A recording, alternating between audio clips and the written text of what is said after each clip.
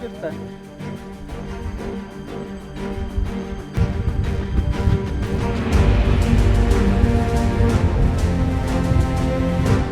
እንደምን ሰነበታችሁ?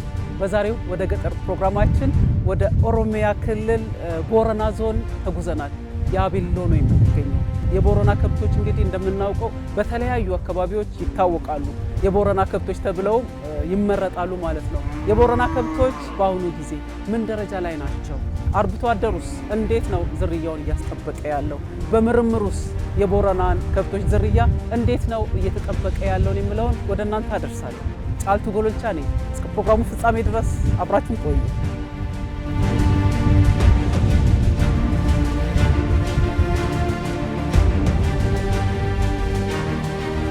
የቦረና ከብት ሁለት ዝርያ ነው ያለው። እነሱም ጌለባ ወይንም አዩና ይሉታል። አዩናና ጌለባ አንድ ናቸው። እነሱ ቁመታቸው አጠር ያሉ፣ የስጋና የወተት አሰጣጣቸውም አነስ ያለ ነው። ሁለተኛና ተፈላጊ በጣም አሁን እንዲሁም በተለያየ አየር ጸባይ ለውጥ በእንስሳት መኖ እጥረት ምርትና ምርታማነታቸው እየቀነሰ የመጣው ብዛታቸውም እየቀነሰ የመጣው ቆርቲ የሚባለው ነው። ቆርቲ ዘትሩ ቦረና ብሪድ ታይፕ የሚባለው ነው። ይሄ ቆርቲ በስጋ አሰጣጡ በወተት ምርትነቱም በጣም ተፈላጊ የከብት ዝርያ ስለሆነ እኛ እዚህ በማዕከላችን ያሉት እነኚህ የቆርቲ ዝርያ ናቸው ያሉት።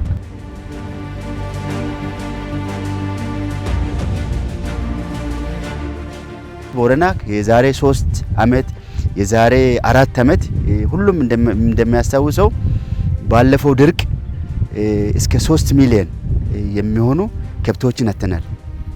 ያ ማለት ወደ ብር የሚቀየር ከሆነ እስከ በቢሊየንስ የሚቆጠር ብር ያጣበት ኮንዲሽን አለ። የቦረና ከብት በተፈጥሮ ድርቅ የመቋቋም ባህሪ ያለው፣ በሽታን ይቋቋማል። በትንሽ የእንስሳት ምግብ ያገኘውን የበላውን ወደ እንስሳት ምርት ወደ ስጋም ሆነ ወደ ወተት የመለወጥ ባህሪ ያለው። ቦረና ዞን ያቤሎ ነው እንግዲህ የምንገኘው። እነዚህ የምናያቸው ከብቶች የቦረና ከብቶች ናቸው። ዝርያቸው የተለየ ነው ማለት ነው። ምርጥ ዘር እንዲሆኑ ወይም የተሻሻለ እንዲሆኑ እየተመረጡ ነው። እንደምታዩት አሁን እቺኛው ቆንጆ አቋም ያላት የቦረና ከብት ሆኖ የቆርቲ አይነት ያላቸው እነኚህ ቦራ ሆኖ ቀንዳቸው ብዙ የማይወጡ ናቸው። እነኚህ አሁን እኛ እዚህ ያሉት እየተመረጡ ናቸው። እየመረጥናቸው ዳናውን ወደ ኮርማ እንወስዳቸዋለን፣ ሌሎቹን እናውጣቸዋለን።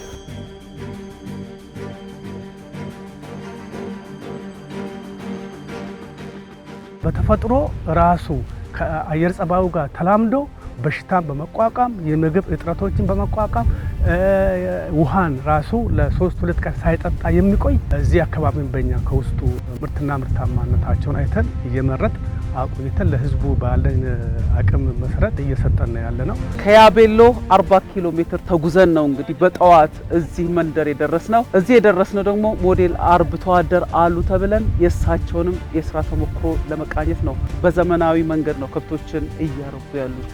ስራቸው ምን ይመስላል የሚለውን እንግዲህ ቀያቸው በመሄድ ከነሱ ጋር እቆያለሁ። እስከ ፕሮግራሙ ፍጻሜ ድረስ አብራችሁን ቆዩ። ወራማና አካም ቡልታን ከሱማን ባሪን ስሊታ ዱፍተ አካም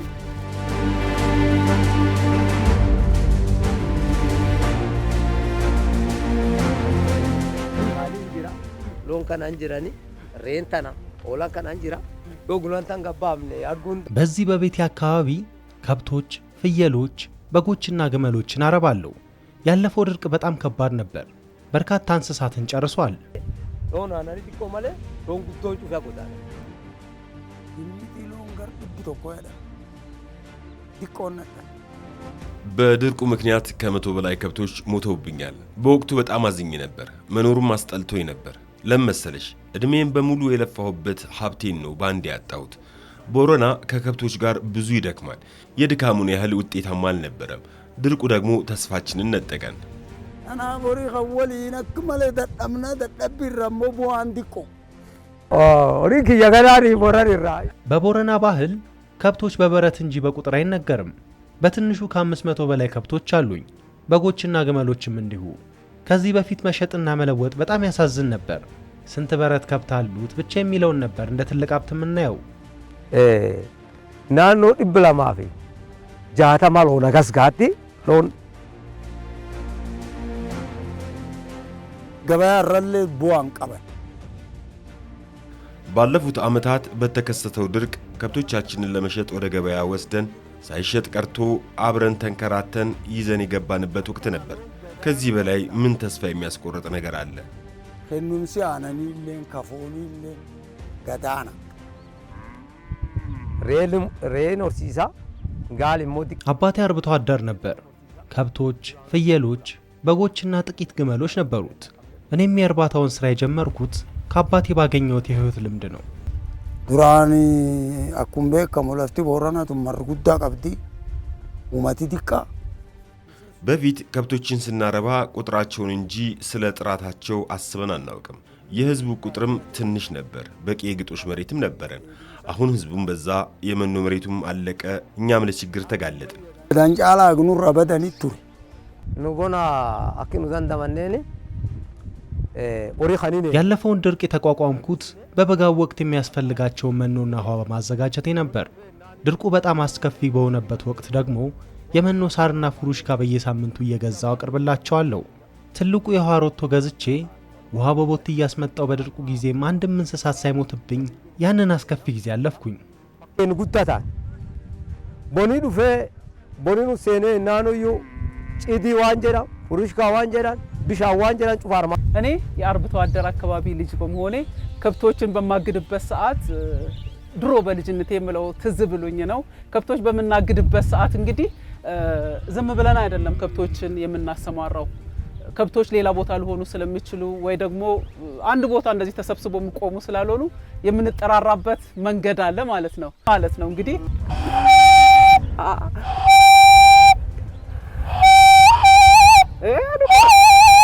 ሁላዶ የምንልበት ዋናው ምክንያት ምንድነው? ሌላ ባልደረቦቻችን ይኖራሉ ማለት ነው ከብቶች የሚያግዱት። እንደዛ ነው የምንጠራራው። እንግዲህ ውሎዬ እንግዲህ ከአርብቶ አደር ጋር ይሆናል። አሁንም አብራችሁን ቆዩ።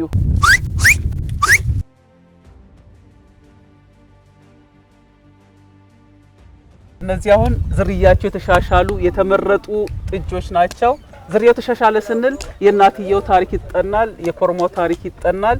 እቺ አሁን ዝርያው የተሻሻለ ትልቅ ላም ናት። ከላሟ ደግሞ ጥጃው ዘሩ የተሻለ ነው። እንዲሁ እያለ ዝርያቸው የተሻሻለ የሚመጣ የቦረና ከብቶች ናቸው። እንግዲህ እነዚህ ኮርማ ነው፣ ኮርማ በሬ ነው። ይሄ ነው እንግዲህ ምርጥ ነው፣ ምርጥ ዘር እዚህ በበረት ውስጥ የሞላው ማለት ነው። ኮርሚ ጉያ ተደ ኮርሚ ናኸ ነው ወረቁና የአቤሎ ግብርና ምርምር ማዕከል ዝርያቸው የተሻሻሉ 3 ኮርማዎችን ሰጥተውኝ ከ150 በላይ ከብቶችን አረባለሁ። እኔ ተጠቃሚ በመሆኔ ሌሎች አርብቶ አደሮችም ከዚህ ባለው ኮርማ እንዲጠቀሙ እያረኩኝ ነው። አንከቲለ ሰኝንቱን ነው አንከቲለ ጋው ቀብዲ ስራና ሞዴል አርብቶ አደሩም እንግዲህ እነዚህ ዝርያቸው የተሻሻሉትን ከብቶች ነው እያረባ የሚገኘው። አማ ኦርሲሴ ሆነኒ አኒናም አጋፍ ዱሪ አቦን ኦርሲሴ ይተላልነ ዱምነ ጫላ የከብቶችን እርባታ አባቴ አረባ ከነበረበት በተሻለ ነው እያረባው ነው። የተሻለ እንድሰራ ያደረጉኝ ደግሞ የአቤሎ የግብርና ምርምር ማዕከል ባለሙያዎች ናቸው። ዝርያቸው የተሻሻሉ ከብቶችን፣ ፍየሎችን፣ በጎችና ኮርማ መርጠው ሰጥተውኝ እንዴት ማርባት እንዳለብኝ ስልጠና ሰጡኝ። በዚያ እያስጠቃው ዝርያቸው በብዛት ለወጥኩኝ። በአሁኑ ወቅት አቋማቸው እንዲህ ያማረና ጥሩ ምርት የሚሰጡ ከብቶች፣ ፍየሎችና በጎችን በብዛት እያረባው ነው። ሙሉ ጂጋል ጥቂም ጉዱ አርጋት ዋሱንራ ከዱሪ ቢሳኑ ሞባምለ መሩሙዋን ለፍጅራኛ በፊት ከብቶችን ዝም ብለን ነበር የምናሰማራቸው። ቀኑን በሙሉ መኖ ፍለጋ ይዞራሉ። ውሃ ለመጠጣትም ሩቅ ሂደን ነበር የምናጠጣቸው። ድርቅ በሚመጣበት ወቅት ውሃም ሳርም ስለሚደርቅ ያላቸው ዕጣ ፈንታ ሞት ብቻ ነበር። አሁን ግን ብዙ ለውጥ አለ። ለከብቶች መኖና ውሃ ባሉበት ይመጣላቸዋል። ሕክምናም ይሰጣቸዋል። ክረምትና በጋ ክትትል ይደረግላቸዋል። ብዙ ለውጥ እያየን ነው። መሮት ሶድ ደንሳ ከኒቴፊ ሶድኛችሰ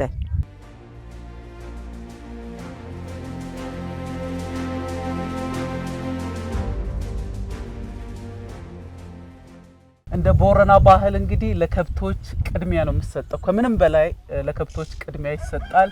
በመቀጠል ደግሞ ለግመል ነው። አሁን ደግሞ ግመሎች ጋር እንሄድና እስቲ ግመሎቹ ደግሞ እንዴት ናቸው እንዴት ነው እያረቡ ያሉት የሚለውን እንጎበኛለን ማለት ነው። አሁንም አብራችሁን ቆዩ። ናሚ ሁንዱር ዱሪ ቦራኒ ጋል ጉዶን ፈል ድርቅን ከሚቋቋሙ እንስሳት አንዱ ግመል ነው። ግመሎች በብዛት ማርባት ብዙ ጠቀሜታዎች አለው። ዋጋው በጣም ውድ ነው፣ የሚሰጡትም ወተት እንዲሁ። አሁን የግመሎቹንም ቁጥር እየጨመርኩ እያረባው ነው።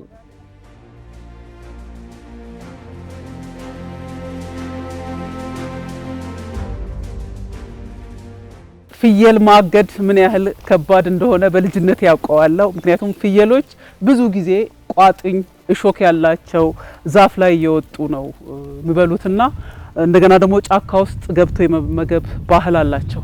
በአሁኑ ጊዜ እንደዚህ እንደምናየው የቦረና ፍየሎች ቦራ ከለር ያላቸው ናቸው። ፍየሎቹ ተመርጠው ነው እዚህ ያሉት። ምክንያቱም የቦረና ፍየሎች ተመርጠው ዝርያቸው የተሻሻለ እናታቸው ታሪክ የአባታቸው ታሪክ ስጋቸው እንደዚህ ከለራቸው እንደምናየው ቁመታቸው ደግሞ ዘለግ ያለ ታይተው በአሁኑ ጊዜ ለአርሶ አደሮቹም እየተዳረሰ ነው። ምን ያህል ተጠቅመዋል የሚለውንም እንቃኛለን። አሁንም አብራችሁን ቆዩ። እሺ ፍየልም እዚህ ቦረና አካባቢ ከዚህ ከቆላማው አየር ጸባይ ጋር የተላመዱ ቦረና ከአመት አመት ሲጠብቃቸው የነበረ እነኚህ በተለያዩ ምክንያቶቻቸው መስጠት የሚገባቸው ምርት እየሰጡ አይደለም፣ በስጋም ይሁን በወተት ማለት ነው። እና እነኚህ ፍየሎች በብዛት ነው ያሉት። በብዛት እንዳሉ ደግሞ ምርታቸውም የተለያየ ነው እና የዘር ማሻሻያው ከነኚሁ ዘር ውስጥ ከሀገር በቀል ውስጥ እየተመረጡ ደህና ስጋ የሚይዙ ቆንጆ እድገት ያላቸው ከነሱ ውስጥ ተመርጦ ነው። ወንያማ ጉርራ ጎራኒ ብኹኒኒ ወሪያማ ቁራኖ ቆናኹን ጆሮአቸው ላይ የተደረገው ይህ ምልክት የፍየሎቹ መለያ ነው። የያቤሎ ግብርና ምርምር ማዕከል ሰጥቶኝ ነው እንግዲህ እንደዚህ በረቱን የሞሉት። ባለሙያዎቹ በየጊዜው እየመጡ ክብደታቸውንና ቁመታቸውን ይለካሉ፣ ይከታተሏቸዋልም። እኔም ከነሱ በወሰድኩት ልምድ እየተጠቀምኩኝ ምርጥ ዝርያዎችን በመለየት የመንደራችን አርብቶ አደሮች እንዲጠቀሙ እያረኩኝ ነው። አሁን ብንሸጣቸው እንኳን ጥሩ ዋጋ ያወጣሉ። አሁን የእንስሳቱ ዝርያ ብቻ አይደለም የተሻሻለው፣ የእኛም የኑሮ ዘይቤ ተቀይሯል። አሁን እዚህ በምንገኝበት በረት ውስጥ 30 ግመሎች አሉ። በመቀጠል ደግሞ ፍየሎችና በጎችም አላቸው። ዝርያቸው የተሻሻለ የተመረጡ ዘሮች ማለት ነው። እነሱ ጋር ደግሞ እንሄድና ምን ያህል ናቸው፣ እንዴት ነው አያያዛቸው የሚለውንም አሁንም ከሳቸው ጋር እንቆያለን። ቦረና ፍየሎችን ከዘራቸው ውስጥ ደህና ተመርጠው እዚህ እየተሻሻሉ ከተሻሻሉትም ውስጥ ደግሞ ለማህበረሰቡ ይከፋፈላሉ። ማህበረሰቡ ጋም ደግሞ ማህበረሰብ አቀፍ የፍየሎች ዝርያ ማሻሻልና በተጨማሪም በጎች ደግሞ በማህበረሰብ አቀፍ የታቀፉ ህዝቡም እያሻሻለ ስራ ላይ ይገኛል። ምክንያቱም ዘር ማሻሻል በመንግስት ብቻ የሚሰራ አይደለም፣ ብዙ ወጪ ይጠይቃል። ማህበረሰቡም እያወቀ የራሱ ስራ የሆነ ካለው ዘር ውስጥ ዘሩን ከዚህ የተሻሻሉ እየወሰደ በራሱ ቀ በኮሚኒቲ ተደራጅቶ ዘራቸውን እያሻሻለ ነው ያለው። እነኚህ ፍየሎች በእኛ ግብርና ምርምር የተሻሻሉ እነሱም በራሳቸው ሀገር በቀል እውቀት የታከሉ ከአካባቢ ቦረና መረጣ ውስጥ ተሳትፎ ቆንጆ ዝርያ ያላቸውን ፍየል መርጦ በራሳቸው ተነሳሽነትና በራሳቸው በማስተባበር በማህበረሰብ አቀፍ የፍየል ዝርያ ማሻሻል ላይ ያሉ ናቸው። እነኚህ አሁን እንደምታዩት ለስጋም ለወተትም የሚሆኑ የቦረና ቆርቲ የሚሉት የፍየል ዝርያ ናቸው።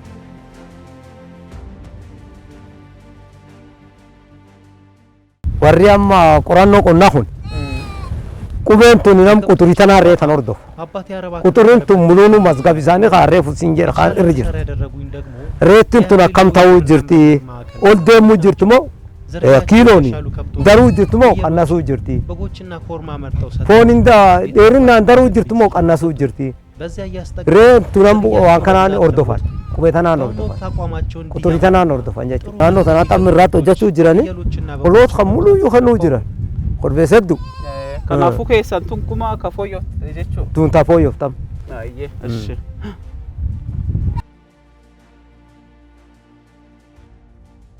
ስለ ከብቶች ስናስብ እንግዲህ የከብቶች መኖ በጣም ወሳኝ ነው። በዚህ በቦረና አካባቢ የተለመደው እንግዲህ የራሱ መሬት ያዘጋጅና ካሎ ይባላል ወይም የተከለለ ቦታ ማለት ነው። ቦታውን ከልሎ ሳር በሚጠፋበት ሰዓት ከብቶቹን እዛ የሚመግብ ነበር ማለት ነው።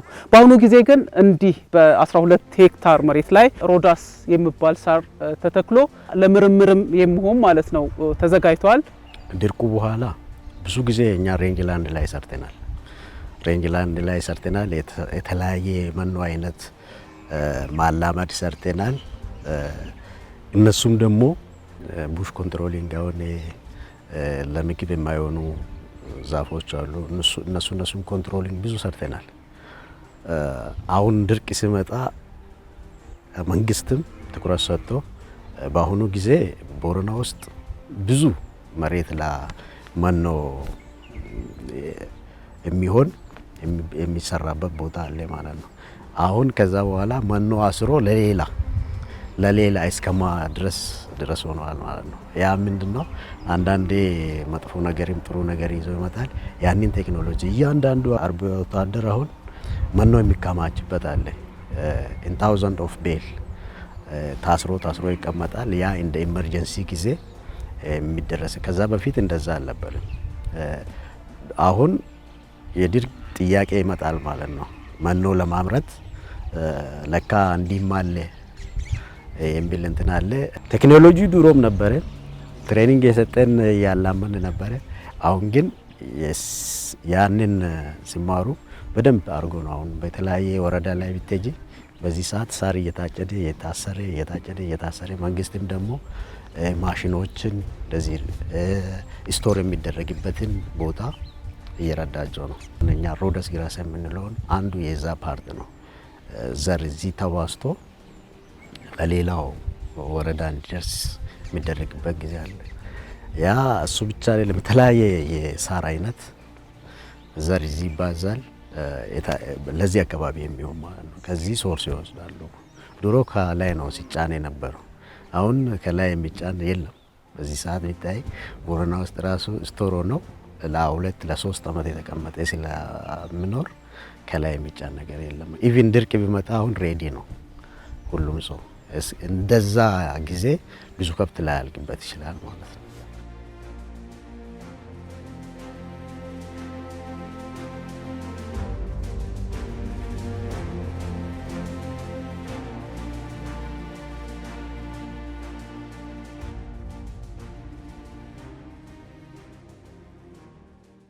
መልቻ ላኬ ሞዴል አርብቶ አደር ናቸው። እሳቸውም ከኛ ጋር መጥተው በከብት ዝርያን በማሻሻል ፍየል በማሻሻል በጎችን በማሻሻል የታወቁ ናቸው። ከራሳቸውም ተርፎ እዚህ አካባቢ በነሱ ቀበሌ ያሉትን ሁሉ ያገኙትን ነገር ሰጥቶ ኮርማውም ይሁን ከዚህ የሚወጡትን ቴክኖሎጂዎችን ያከፋፍላሉ። እኛ ጋር መጥተው ስልጠና ያገኙትን ያስተምራሉ። በጣም የታወቁ ቴክኖሎጂን የሚቀበሉ ለሰውም የሚያስተምሩ ናቸው። አቆላ ከና መልጭ ተርጋዴ ኑሌን አሞሳኝ ዲዲቆን ተቀማ ምርጥ የኮርማ ዝርያ በመንደራችን ነዋሪ ለሆነው አርሶ አደር መልቻ ሀለኬ ነበር የተሰጠው። በእርሱ ኮርማ እኛም እናስጠቃለን። በአሁኑ ጊዜ ዝርያቸው የተሻሻሉ ከብቶችን ማርባት ጀምረናል። ጥሩ ወተት ይሰጣሉ፣ ስጋም አላቸው። ብንሸጣቸው ደግሞ ጥሩ ዋጋ ያወጣሉ። ፍየል በተለይ ዝቅተኛ ኑሮ ላይ ያሉት በበጋ አካባቢ የእንስሳት መኖ ችግር አለ። በዛ ጊዜ በበጋው ጊዜ ብዙ አርብቶ አደሮች የፍየሏንም ወተት ይጠቀማሉ። ለስጋ ብቻ ሳይሆን እነኛ አቋማቸው ታይቶ ነው፣ እድገታቸው ታይቶ ነው ከውስጥ ዘር መረጣ ተደርጎ አርብቶ አደሩም እያሻሻለ ይሄዳል። እኛ ጋም ደግሞ ያለን ባለን አቅም እያሻሻልን እንሄዳለን። በመሻሻል ላይ ናቸው ያሉት እነኚህ ፍየሎች ማለት ነው። ግን በጎች ደግሞ ማህበረሰቡ ጋር ነው ያለው። እዚህ ያሉት በአብዛኛው ኮርማዎች ተመርጠው እዛ ህብረተሰቡ ጋር ይሰጣል። ህብረተሰቡ ጋር ደግሞ በግና ፍየል በማህበረሰብ አቀፍ እያሻሻሉ ናቸው ያሉት። yoo laalanillee bifallee midhaaga yoo dhaluullee waatiin isaaniillee midhaaddu dafteenና ዝርያው የተሻሻለ ከብት ስናይ ራሱ አቋማቸው ያማረ ነው። ጥጆቹን በጣም ያምራሉ፣ ቶሎም ያድጋሉ። ብንሸጣቸው እንኳን ጥሩ ዋጋ ያወጣሉ። ቀደም ብለን እንደዚህ ለይተን ጥሩን ዘር ብናደርግ ኑሯችን ይለወጥ ነበር። አሁንም አረፈድም፣ በርትተን ለመስራት ተዘጋጅተናል። ዲራሌ ጉርጉረታን በሰ ቀበል ቹን በመሸጥና በማርባት ትልቅ ጥቅም እያገኘን ነው። ልጆቻችንን አስተምረናል፣ ጥሩ ቤት ሰርተናል። በያቤሎ ከተማን ቤትና ጥሩ ንብረት ማፍራት ችለናል። አሁን እርባታችንን ወደ ተሻለ ንግድ በመቀየር ህይወታችን ተለውጧል። እነኚህ ያሉት ፍየሎች ማህበረሰብ አቀፍ የዝርያ ማሻሻ ውስጥ ያለ ፕሮግራም ነው። ቦረና በጣም ያረባል። አንድ በትንሹ አንድ ሰው ከመቶና ከዛ በላይ ነው አለው። ሶ መቶ እንዳለ ሆኖ እሱ እንዳለ ሆኖ ከዛ ውስጥ የተወሰነውን አስሮ በአጭር ጊዜ ውስጥ በሶስት ወር ውስጥ ነው ባይዞ አንድ አሁን ካደለብና ለገበያ ማቅረብ የምንችለው በሶስት ወር ውስጥ የሚያስፈልገውን ኢንፑት ወይም የሚያስፈልገውን ግብአት አቅርበንለት ደልቦ ለገበያ የሚደርስበት ኮንዲሽን ቢፈጠር በጣም መልካም ነው። ምክንያቱም ብዙ ይዞ ከመሄድ የተወሰነውን ይዞ በዘመናዊ መልኩ የሚሄድበት ከሆነ የበለጠ ጥቅም ያገኛል።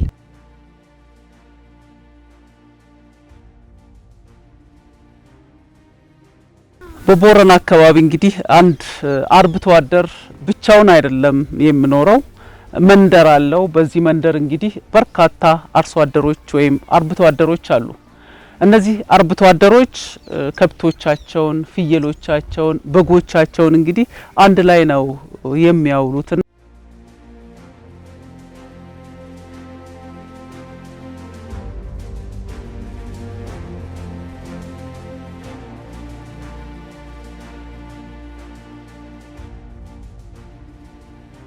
ዛሬ የምንገኝበት ይህ መንደር እንግዲህ ዝናብ አጠር አካባቢ ነው። ቦረና ዞን ነው የምንገኘው። በቦረና አካባቢ እንግዲህ አርብቶ አደሮች ቤት ሲሰሩ ብቻቸውን አይደለም የሚኖሩት፣ እንዲህ በመንደር የታጠረ ነው። በዚህ ጋር ስናይ ሌላ መንደር አለ፣ ከጀርባዬ እንደምትመለከቱት ደግሞ ሌላ መንደር አለ ማለት ነው። ከብቶቻቸውም ፍየሎቻቸውም ግመሎቻቸውንም እንግዲህ አንድ ላይ ነው የሚያረቡት ማለት ይቻላል። ምክንያቱም ኮርማ ካለ የተሻለ ዝርያ ካለ እርስ በርስ የሚጠቀሙበት ባህል አላቸው ማለት ነው። ዝርያ ማሻሻል ደግሞ ምን ያህል ጠቀሜታ እንዳለው እንግዲህ ነግረውናል። ዝርያው ሳይሻሻል በፊት የነበረው ብዙ ችግር ነበረ። ያንን ችግር ለመቅረፍ ደግሞ ዝርያቸው የተሻሻሉ ከብቶች ፍየሎችና በጎችን ለውጠዋል። በአሁኑ ጊዜ ምን ጥቅም አለው የሚለውንም ከነሱ ጋር ቆይተን ዞር እያልኩኝ ወደ እናንተ አድርሻለሁ። የዛሬውን ፕሮግራም በዚሁ አጠናቅቃለሁ። ጫልቱ ጎሎልቻ ነበርኩ። ሳምንት ሌላ ፕሮግራም ይዤ እመጣለሁ። እስከዚያው ሰላም ሁኑ።